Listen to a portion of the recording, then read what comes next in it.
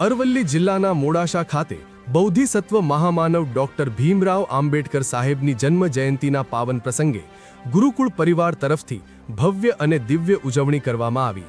આજના આ પાવન પ્રસંગે ગુરુકુળ પરિવારના સભ્યોમાં દિવાળી જેવો ઉત્સાહ જોવા મળ્યો।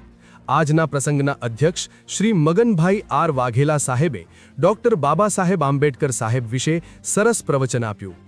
ગુરુકુળ પરિવારના નાના બાળકો દ્વારા ડોક્ટર બાબા સાહેબ આંબેડકર સાહેબના જીવન ચરિત્રને રજૂ કર્યું હતું। બાળકો દ્વારા આ વક્તવ્ય રજૂ કરવામાં આવ્યું ત્યારે હુબહુ એવું લાગતું હતું કે સાચે જ બાળકો બાબા સાહેબને સમજ્યા છે। આ ઉપરાંત બાળકો દ્વારા વિવિધ કૃતિઓ રજૂ કરવામાં આવી હતી। આ પ્રસંગે ગુરુકુળ પરિવારના તમામ સભ્યોની હાજરી દેખાતી હતી। આ પ્રસંગે 500 માણસોની હાજરી જણાતી હતી। આજના પ્રસંગે તમામ ગુરુકુળ પરિવાર એક જ પાથરણા ઉપર બેસીને જમ્યો હતો।